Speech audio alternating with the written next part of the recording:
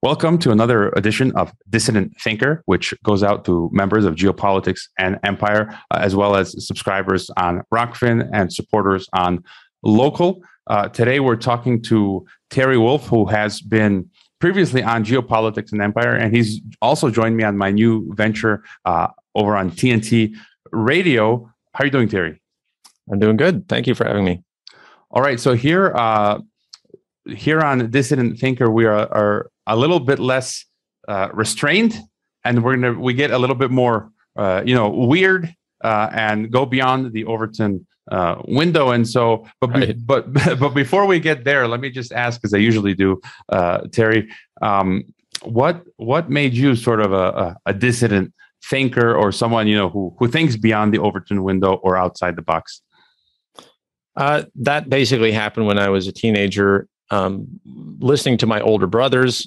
My older brothers were good at doing research, and the internet was starting to produce more different narratives than the mainstream. Before YouTube, before Facebook, this was in the early 2000s, and really it was 9/11 and the idea that we were actually looking at these alternative explanations and narrative.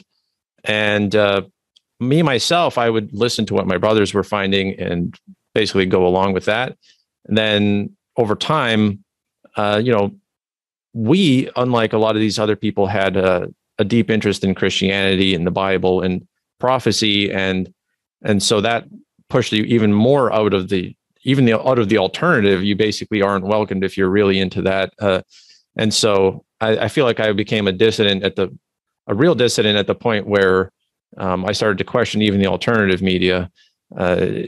After celebrity alternative personalities, I started to question them, and that's where I'm at now. Is I'm questioning the alternative even, and I think that's what we're going to be talking about today as well. So, yeah, we're gonna. This is like next level dissident, where you're, dissenting against dissenting. It's like 3D level, And before we just continue, I wanted to mention Terry Wolfe had a huge account on TikTok, millions of viewers, and he's a podcaster. He's got a number of books out. He Instagrams, YouTubes, and you can I'll put the links to his website, but some of his stuff has gone absolutely viral. A number of prominent alt media organizations have posted his stuff. I was just this week catching up on an episode of Alex Jones that I watch on occasion on double speed and skip through, just to see what's going on. And yesterday's the episode from 1 or 2 days ago of InfoWars, Alex Jones was showing Terry Wolfe's clip talking about climate lockdowns and social credit systems. So it's funny, like Terry being featured by Alex Jones on InfoWars, which now seems it's a frequent thing. And so I guess we're going to be talking about how the alternative media now, we're starting to see strange trends that we didn't see perhaps a decade ago or 15 years ago in alternative media. Things can have kind of shifted in a certain direction, in a spiritual direction, occult, esoteric direction in alternative media. While denying that it's spiritual, but getting into religious territory while denying that it's religious is an interesting thing. Yeah, and just to add, in that same episode that I saw where Alex Jones mentioned you, just around the time he was showing the clip, he's saying that, first he says he's a Christian, but then he flips and says, we're all about consciousness and finding your truth and vibrations.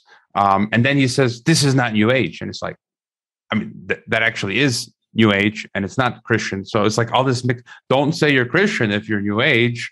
And so it's just really weird. And you're seeing a lot of this trend, this talk about consciousness and quantum physics. I found some clip on Rumble that was popular. Some woman talking about us elevating to our consciousness and energy. And then you find the source that goes back to some big Telegram channel talking about QAnon. And it's like really weird. It's like, again, QAnon is part of this whole New Age thing. And so, take us away, Terry. What's going on with all this stuff? Well, first of all, I have to make it very clear that I'm not affiliated with Alex Jones or InfoWars. He uses my TikTok clips without permission, never contacted me. Nobody from InfoWars has ever talked to me. Last year, when my TikTok account was thriving with hundreds of thousands of followers, they used my content when it was very new.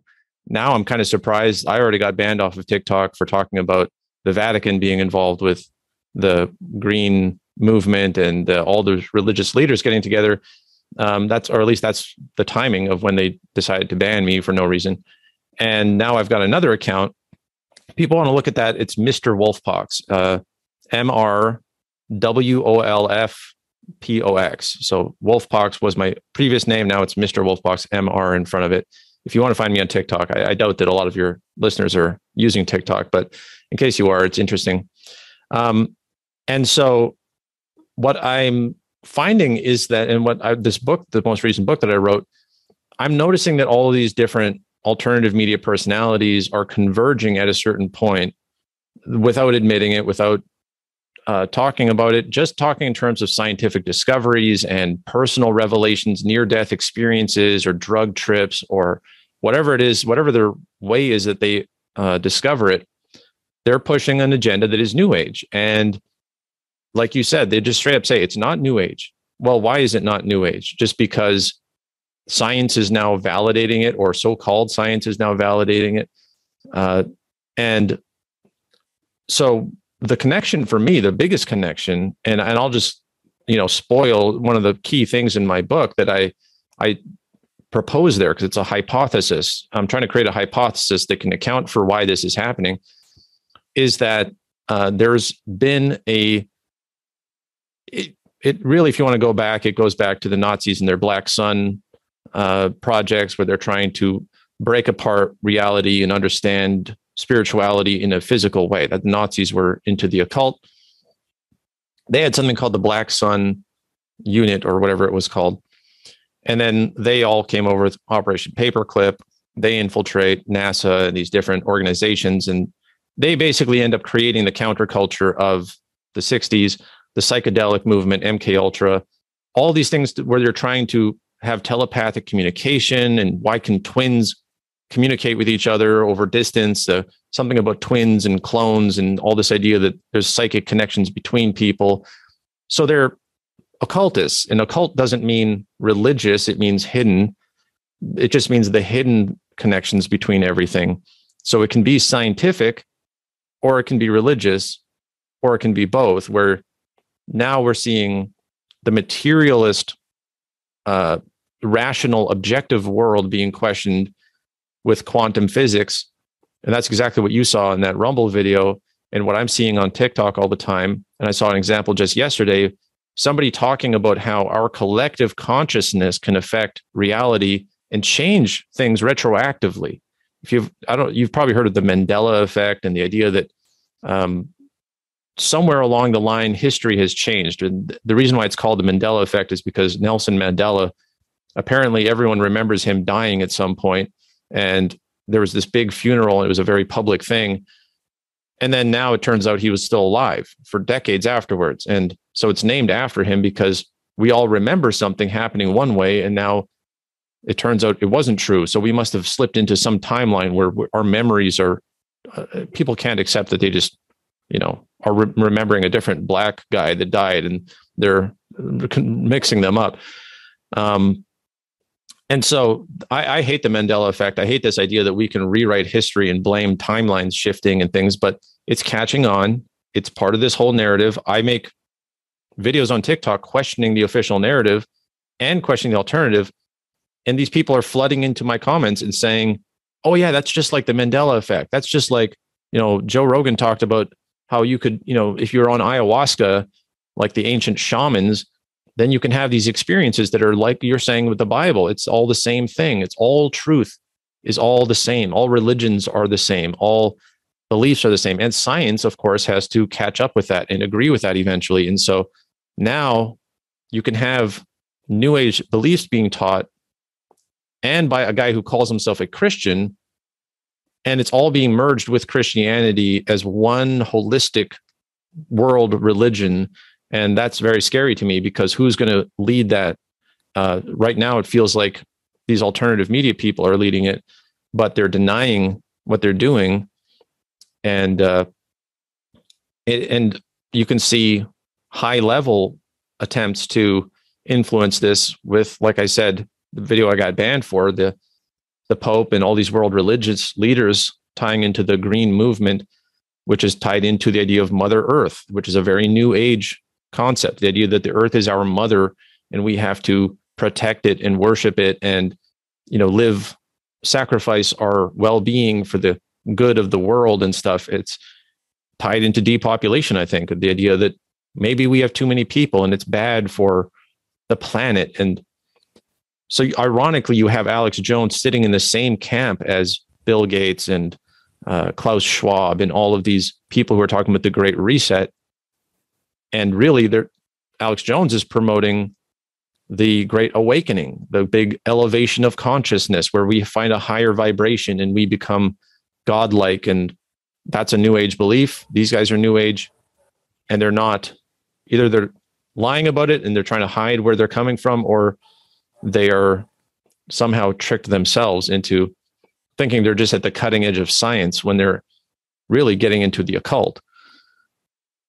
Yeah, and I would just add, like, if we go back, we saw there was Zeitgeist way back in the day, and that was like a marker, I think, catalyzing what you're talking about. Like, that was one of the things that shifted. In the beginning, it was like you said, 9/11, which is a material reality. It's like political science, geopolitics, where it's obviously, it was a false flag. We found the nanothermite. There's a lot of the science that shows that the architects and engineers for 9/11, World Trade Center 7, Daniela Ganser, who I've interviewed, has talked about it. The nanothermite, which we found in the dust, which that's all provable. We can see 9/11. Then we had the Federal Reserve stuff. Bilderberg, again, documented. Eventually, all of the Bilderberg reports were released, I think, by public intelligence from the 50s all the way through to like the 80s. And so we were relegated initially to that area, from the 2000s. Well, I mean, even going back from the 70s, 80s, and 90s in the analog fashion, and the internet comes along, and then, 1990s, 2000s, we're looking at this kind of stuff.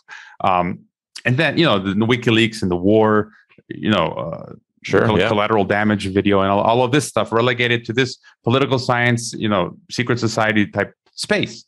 And then you get Zeitgeist, and then you mentioned, Alex Jones, and then lately, like he did this reset wars thing, which also, like, it's, for me, it's like almost I haven't seen it, but just the stuff that they were talking about, also very getting into this, weird realm, which they haven't gotten before. And it's almost like a continuation of that Zeitgeist space, but true. Yeah. And so, like, and then you have, like you said, a more and more alternative media people getting into the spiritual stuff and leaving behind all of the Bilderberg and Federal Reserve stuff, talking about consciousness and quantum physics. And it's not just about holding public officials accountable anymore and having transparency in your government, in a small government.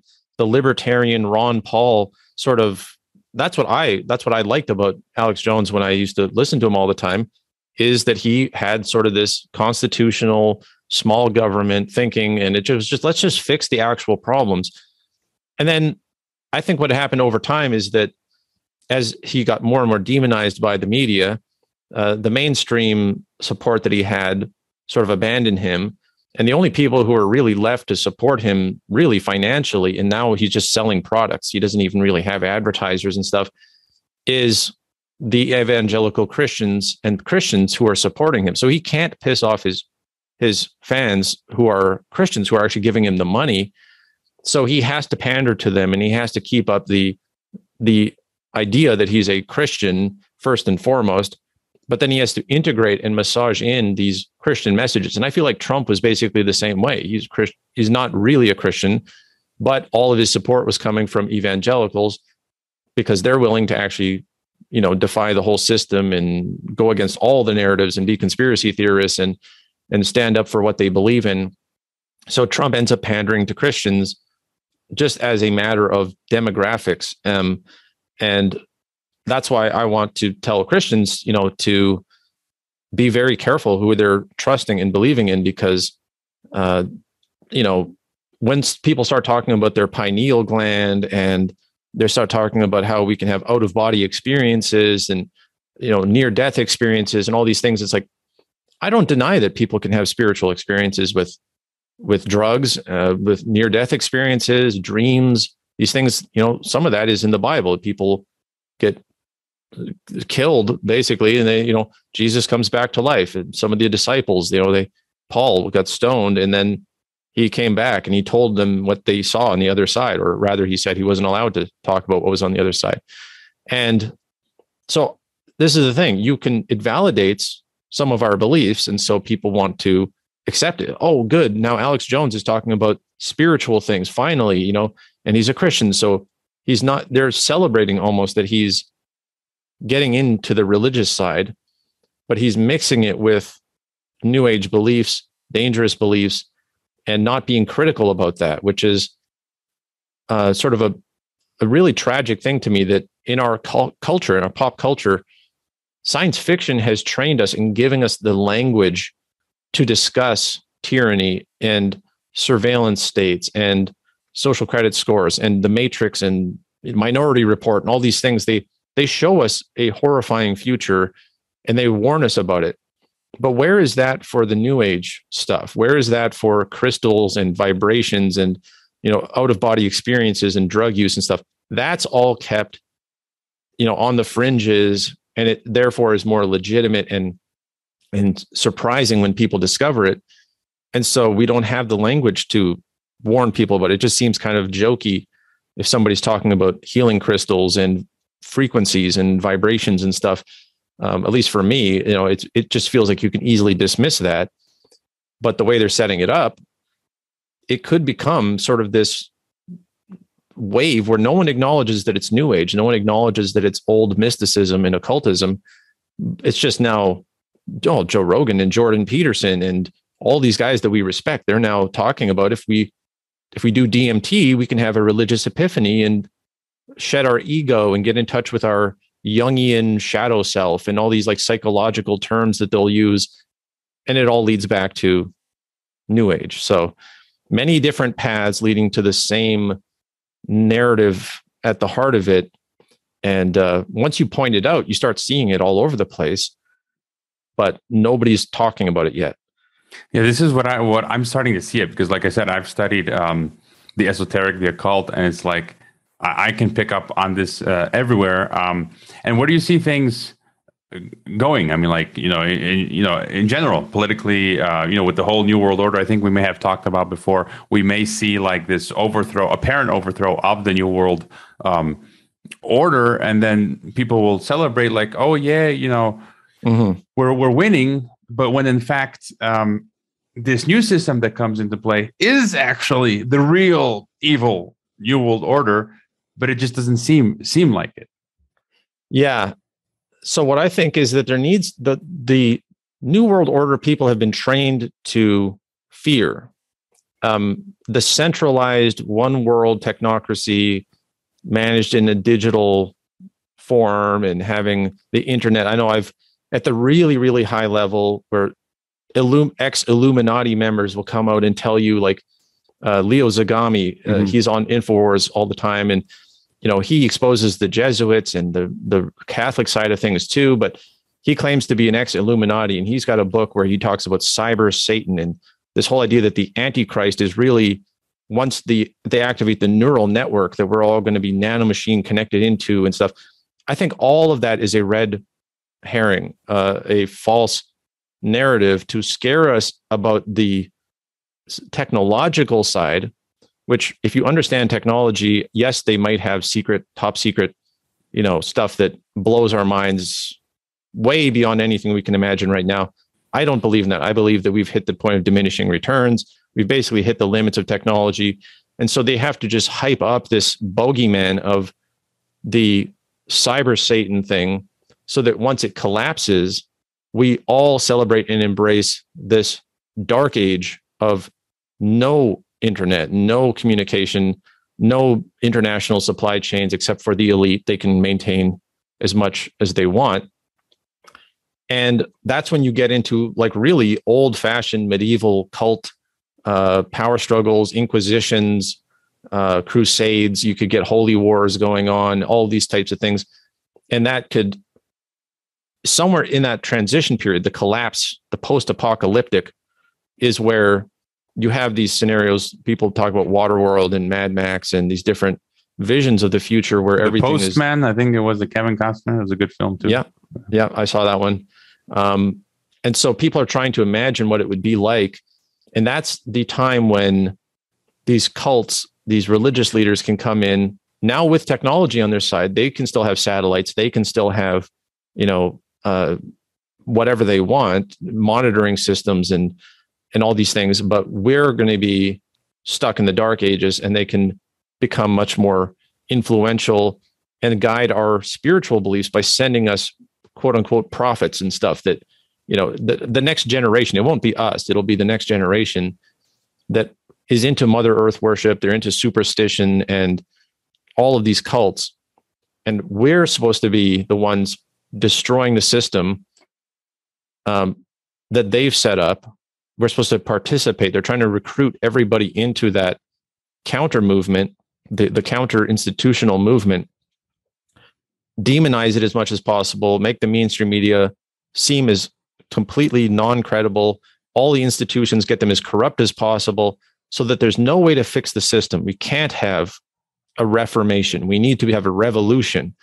And then when it all comes crumbling down, the next generation will be there to say, okay, we need to correct that evil religion of the old ways, and we need to get rid of capitalism and the idea of individual rights, because people will just go too far with them. And so what I see is that this counter narrative we have now is basically the advanced propaganda to plant the seeds for that phoenix effect, where it collapses and then we come back stronger and better because we're in tune with Mother Earth. And now we won't have individualism anymore. We'll have communitarianism, this collectivism where nobody's allowed to be selfish anymore, and we all hold each other accountable. And this is because nobody talks about it, it sounds like it's just a totally random theory.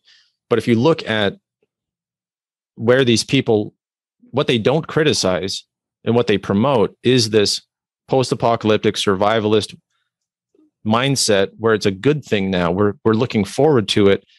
Whereas it used to be about just holding the officials accountable who are here. Why?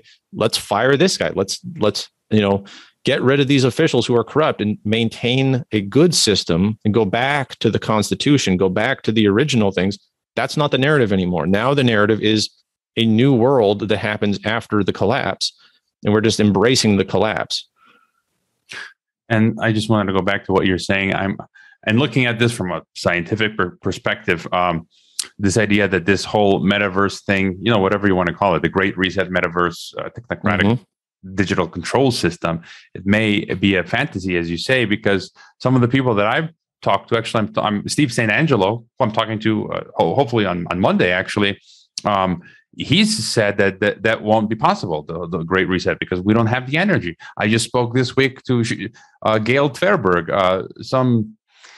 I'll call them morons in the comments of that video, are saying, oh, this stupid grandma, what does she know? Like, she's got 25,000 people who follow her on her blog who work in all of these industries. She's not some stupid person. She's like, right. She lectures at important places. Like, can you guys take 1 second to go read her website? And I don't know if they're just intentional trolls or just like they can't be bothered to do a little bit more work up here. But what was I going to say? And Gail also kind of agrees with Steve St. Angelo, saying that I asked her about crypto, and she's like, well, I'm questioning the sustainability of electricity, even, which is needed to run everything. So she's saying, and she also says that we may historically have reached a peak in terms of technology and energy, just like you are saying now. And I also James Consular, who I've interviewed, is also saying that we're going to go back to like a analog Middle Ages type system. So I can definitely kind of see what you're saying, that they will not be able to get us into this technocracy. So then what is the real game here? It's kind of like what you're saying. We're going to go into an Elysium, maybe, where things just kind of collapse. Mm-hmm. And for the masses, we don't have enough energy. But these elites, of course, they can have smart cities, and they can have indoor farming and nuclear power generators under their compounds, and they're, like we were talking about on the show, the private cities I think there'll still be like the elite are not going to go and suddenly live like peasants in medieval times. Obviously, they will have, I believe in the deep underground military bases are real. And I think that, maybe Area 51 is one of them, but there's many around the world. I think they've got a sustainable, Dr. Strangelove talks about that, the post-apocalypse where the elite repopulate the world and they get to choose who lives and dies. And this sort of sick fantasy that Stanley Kubrick was parodying there and trying to expose in his own way, having this, how I came to love the bomb, there's a way to see it in which you embrace and it's not a coincidence that the main character there is a Nazi, a scientist who, is celebrating the nuclear fallout. And he wants to be part of this new world that's going to come after the nuclear holocaust. And now in the news, you see them talking about nukes and nuclear weapons are back on the discussion for everyone. And so, yeah, if we hit this, if things get centralized enough with this cyber state and populism is turning against it, and they're stoking that as much as they can. They know that Justin Trudeau is not popular, and he says things every week that is designed to piss off the population. They know demographics and psychology well enough that they know what is going to be unpopular, and then they just say the unpopular thing over and over and over. So they're trying to set up world leaders to be rejected by the people, and then also set up this idea that the metaverse, which anyone you talk to who understands engineering and software, they say this is never going to happen. This can't happen. It's just physically servers can't handle this, and the technology is not there. You'd have to quadruple in efficiency 20 times over before it would actually be possible to do what they're talking about, the Matrix-like thing. And so why are they promoting it still? Why are they still promoting it? So that the population will reject it right at the time when a crisis happens. And then we can feel like we're part of the solution rather than them pushing that as the problem. So the Great Reset and the Great Awakening are actually the same thing. The Klaus Schwab Great Reset, where they want to destroy traditional capitalism and individual rights and all these things, that's the evil thing you're supposed to hate. But the Great Awakening, when the system collapses and you don't have individual rights and capitalism is gone, it's all the same things, but it's a different perspective on the same thing, where now it's an awakening rather than a threat from above. It's a revolution from below. And so it's from above and below, we have this pressure to collapse the system and embrace this new consciousness that really they're all promoting at the same time. Is anyone else, are there any other authors or names that content creators talking along these same lines as you that you know of?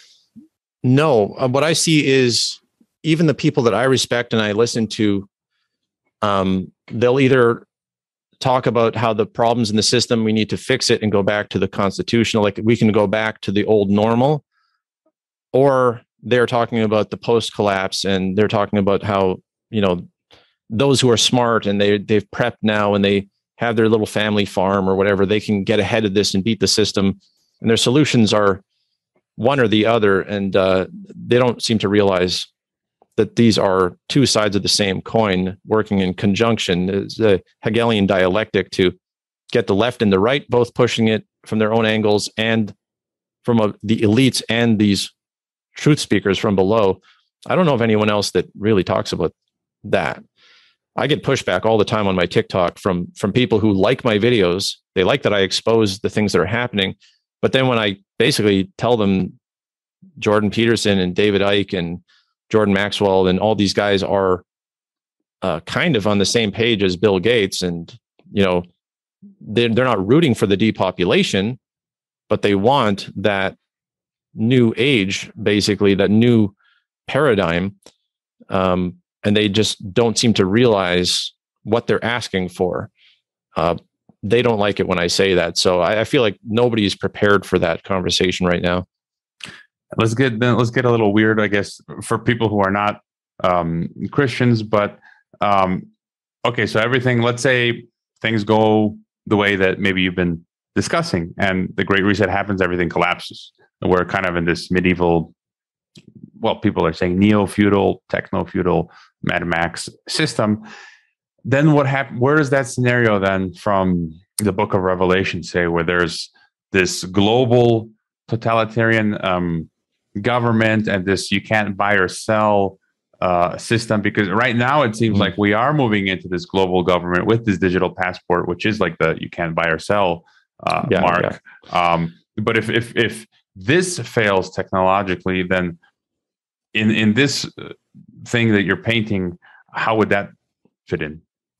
Well, it would be very hard for me to correct all the misconceptions around Revelation.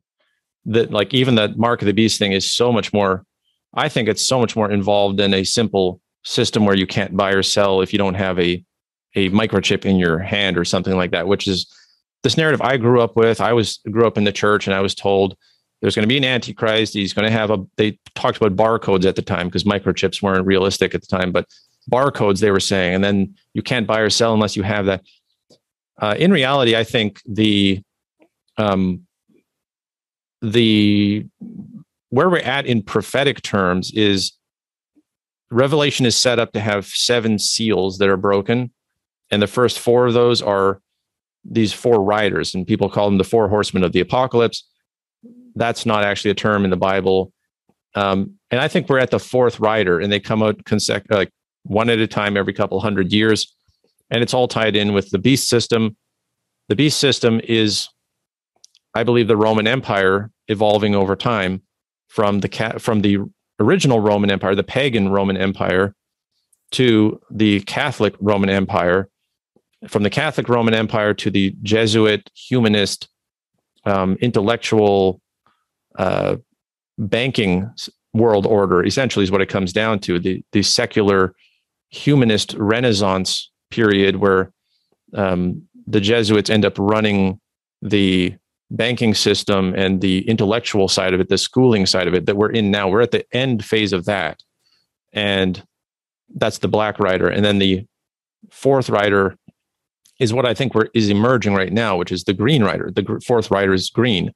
It's usually translated as pale, but that's not actually correct. And if you go over the Greek original term used there is chloros. And chloros, if you look it up in Greek, means green. It's the same term they use for leaves and plants and stuff. Chlorophyll. Chlorophyll, yeah, exactly. So the word is green, and some translations actually use the word green in their Bibles. And I think that's a signal that the green movement and the green world system they're trying to create, we hear ridiculous things like Wall Street said that it was going to go green, and no one even knows what they're talking about. Like financial institute, I saw a Zero Hedge article that talked about that. Like, I made a TikTok video about it. Why are they saying that institutions are going green? That it's just, they just want to be associated with the term green. Somehow that's a code word in their circles that it's just, I'm going green now. And I think what it means is I'm on board with this depopulation agenda and this whole transition to, we no longer have market forces. We no longer have real competition. And, you know, I start up a new company and I'm allowed to compete with Amazon and whatever. Everything is controlled by the military. Everything is basically the real definition of fascism, which is the military and the government controlling corporations, corporatism, basically. And so that's the transition. When you say you're going green, it means you're buying into this next phase of the world economy where they're going to collapse the old banking system. They're going to collapse everything. And the only things that will survive are the green institutions. And that's where the Catholic Church and these other religious, like the Catholic Church, is still around, just like the Jesuits are still around. They're not going to go away. They're just going to change their messaging, and they're going to create a new identity where they are suddenly in line with the green movement, which is what they did last year when they got all these religious world leaders together and they signed a pact with, I don't know what it means when a religious leader sign a pact. To me, that just sounds like a world religion. That just sounds like the green religion of the world is now being created because they're not political leaders. So what are they really agreeing on? That's not a binding legal thing. It's a spiritual thing. And the description of the Green Rider in Revelation is very short, but it's very interesting. It says that It's written by death itself. That's not described. Any of the writers are not described that way. And it says that it has the power to kill 25% of the world. So not 80%, not 90%, 25%. And it can do that with war, or it says the sword, which symbolically we tend to understand as war, with disease, with famine, and with wild beasts. I don't know how wild beasts would fit in, but right now in 2022, we have massive discussion around famines, fertilizer shortages, supply chains breaking down, energy limits, and all these things. We have World War III being talked about. We have obviously the COVID pandemic, the disease of, the pandemics and bioweapons they're talking about. I'm seeing all of those things front and center of the spotlight of the world's attention right now. And that's exactly what it says that the Green Rider does. It kills 25% of the world with those four things. And after that point, the Bible goes on to talk about there's a scene in heaven where there's a lot of martyrs, Christian martyrs, and they're asking God, why are you not avenging us? And God tells them, you have to wait until the rest of your brothers and sisters are killed as well. So I'm not a rapture guy. I don't believe that we get to escape I think we have to take up our cross and follow the example of Jesus one way or another at the end here. And then the rapture happens to a different group later on, the remnant of Israel. There's a whole theory around that. But right now, I believe we're seeing the rise of this Green Rider. I don't think it's a coincidence at all that the color green is associated with all of these depopulation agendas happening. And so I just sort of sit back. I came up with that theory a couple of years ago, and it's just been increasing ever since, more and more accepted in the mainstream, even that humans are the problem. We are destroying the planet. It would be good. I talk to people personally who are not Christian, and they say we need to get rid of 90% of people in the world. They're just useless eaters. They're zombies. They're sleeping, whatever. And so we have it set up already in the consciousness of the public that there needs to be a destruction of people. And if the system is collapsed, that's good too, because we'll fix it. We'll go back to Mother Earth and stuff. And I see it all fitting together that way. So given everything that you've laid out, I mean, even if things collapse to an extent, they would still be able to manage us, collectively on a global level. It's a controlled collapse. Yeah. No, but I mean, from a central point, like these institutions that remain that you're talking about, it seems like they would theoretically still maybe somehow be able to control the large portion of the populace, on the planet. Yeah. And what I think would happen is that the language would change, the relationship you have with these institutions would change. And with communication, especially being cut off, that's when everything changes. If the internet ever stops existing as it does today through cyber attacks, I'm guessing cyber attacks is going to be the method to really do the damage going forward, not physical war and EMPs and nuclear bombs and stuff, but cyber attacks will destroy the critical infrastructure in the internet. And then when you're isolated and you're not talking to anyone anymore, that's when suddenly like propaganda becomes infinitely more powerful, because you will have troops, UN troops or something stationed in Canadian cities, and they'll just broadcast propaganda over the speakers. And now you have no ability to verify it or deny it. And that's when suddenly you can be told you have to now leave your home and go here because we detected a bioweapon spreading in the whatever. You don't know. You have no internet. So I can see a scenario where it's way easier to manage us with even just a couple of pieces missing. Right now, we take for granted the internet and the ability to warn people and expose things. But just with that alone missing, the radio no one listens to, that can easily be controlled. TV, all the major broadcast systems are controlled. And so I think that's the key piece if they want to collapse things, is that you just won't be able to communicate. And then the propaganda becomes a daily thing that you have no ability to really look into. You can really visualize what you said. Like if people go back to the video game Half-Life 2 in the beginning, City 17, it's exactly that scenario where you got these people living in these urban areas. They don't have, modern technology. Everything's just dilapidated. And it's just like a police state, like a dystopian type police state, and they're being shoved around wherever the government likes. In the time that we have left, I mean, are there any other points that you wanted to bring up, whether it's the New Age stuff or anything else? Well, I think that's a great, for people who remember that, and if you don't remember it, go just watch YouTube videos of people playing it or whatever.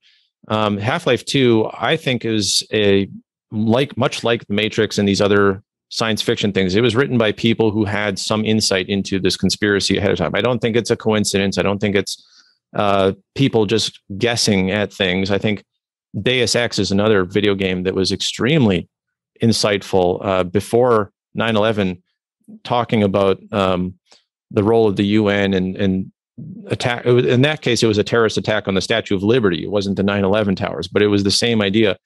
And so these video games can have a lot of insight. And in that story, it's aliens at the top who are running this City 17 dystopia. And people are living now side by side, in a sense, with aliens. And that's what we're being prepared for as well. Alex Jones, David Icke, and Stephen Greer on their show talking for 3 hours about elevating our consciousness and near-death experiences and how aliens are... David Icke was talking about aliens being evil, I believe, and warning about bad aliens who would come in and try to influence humanity. Stephen Greer was on the other side saying, no, they're actually good, and it's a conspiracy to turn us against aliens. The military knows about aliens, and they're good, holistic, unified, elevated consciousness beings who are trying to come here and stop nuclear war from happening, and we need to embrace it.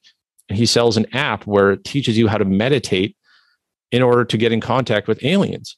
Like literally, this is the crazy world we're in. And Alex Jones is smiling and agreeing with it and saying, yes, this is, oh yeah, go get this app and go elevate your consciousness and open your third eye so that you can listen to aliens and have what they call a close encounter of the fifth kind. That's what they call it, because the first kind is a sighting and the second kind is a retrieval of a piece of an aircraft or something. And anyway, the fifth kind, the most important one, is this spiritual connection to aliens. And it's like, that's demon worship. And it's promoted on InfoWars as a thing. And they talk about it for hours. And so for me, the City 17 thing, where aliens are ruling society and guiding populations, it's not a theoretical, I mean, it is theoretical, but it's not just fiction. It's now being programmed into the actual alternative narrative that we're supposed to believe. Very scary.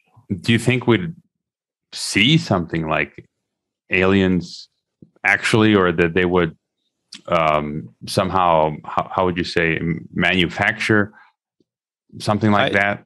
This is where I'm at. I'm trying to research that myself. I don't want to just speculate on it completely, but I find it very interesting and strange that one of my favorite Bible scholars, Michael Heiser, he's a very well-respected Hebrew scholar. He wrote a book called The Unseen Realm that is all about analyzing the historical Sumerian and ancient worldviews on gods and stuff. And he goes purely by an academic thing. He also on the side has a science fiction series that talks about Nazis, the Black Sun Project, and hoaxes revolving around aliens. It's called The Facade, and then the sequel is called The Portent, I believe. And it's speculating on exactly that and saying that they could manufacture aliens at a certain time when they're revealing kind of the Project Bluebeam idea, having enough hoaxes happening at the same time that it seems like a worldwide phenomenon where aliens are disclosed and they use nanotechnology or the ability to create voices in your head by some sort of frequencies or something so that you think you're having telepathic communication with them. Honestly, it is at the point of absurdity, and I don't like to indulge it even as a possibility. But we have had a stagnation of technology since basically the 70s or even earlier than that. And what have they been developing this whole time? What are the real technologies that are not being shown? Yes, we've kind of hit the limit of technology, but the military level technology that they've been developing could be deployed all at once as part of this timed collapse. And then the alien saviors come out, and they just have a couple of technologies that they would be able to show some sort of, in the book, he explains that it could be a human who has been experimented on to the point where they look like an alien. Bring that person out, create some sort of phenomenon around them that makes it look like a miracle. And then how many people wouldn't believe it? Because they're, especially in a paranoid post-collapse state, your mind would be racing about, what does this mean for humanity? Or is God doing this to us? Or are there aliens? Or what's happening? And that old, ancient, primeval fear instinct and paranoia would feed into that. So even if it sounds stupid today, fast forward to after your whole family's dead and the society's collapsed and you're living day to day off of scraps, maybe then you'd be desperate enough to think that this is actually a real miracle. It's kind of a sick thing to imagine, but that is where the end game could be. I told you people would get weird. Just before I connected with Terry, I was on the line with TNT Radio Live, talking to an Australian scientist who was offering his theory about the COVID origins and basically panspermia, that the virus came from outer space and that outer space is teeming with life, and that that also coincides with kind of what we've been talking about here. So, yeah, from time to time on Geopolitics and Empire, Dissident Thinker. Let's get weird beyond the Overton window. Any last thoughts for us, Terry, then? My last thoughts really that I always try to give is, as Christians, even if you're aware of these things happening, you don't have to be afraid of it, because Christianity is true and there is an afterlife. And if this is prophecy happening, like I said, with the seals breaking and these things happening, all it really means is that the rest of it is also true, that the resurrection is true and God is real and we're in good hands. And if you die because of this stuff, you get blessings for whatever you suffer in this life. And that's been my message to my followers, is I want to expose the craziest things that might happen. I could be completely wrong. But if it does turn out to be that way, just, take up your cross and don't be afraid of the possibility, the inevitability of these tribulations that would happen, the Great Tribulation, if that's what it is. That means you get to be part of one of the most blessed groups in the afterlife, and God doesn't turn a blind eye to what you suffer in this life. So that's my encouragement. I don't give anybody false hopes about saving this world and turning everything around at this point. I think we're in the river of prophecy, and the flow is going to keep going. And we just have to prepare ourselves to not be deceived. Right. And people can go to your one website and then they can see all of your stuff there. Yeah. Wolfepox.com. There's links to everything there. I also have a podcast where I read my books for free, so you don't have to buy them if you want to listen to them. I do an audiobook chapter by chapter reading on there. That's link to that is on wolfepox.com. And if I get banned off of something, I'll just update the links on that site. So it's the current information. Yeah, I purchased your first book, and then you've got Fire in the Rabbit Hole. Is it available to purchase? That's available as of last week on Amazon, Barnes & Noble. If you don't want to support Amazon, I understand some people just want to avoid Amazon at this point. So Barnes & Noble also carries it, and digital versions are even more widespread. All right, Terry, it's been fun chatting with you on Dissident Thinker. Yeah, thank you.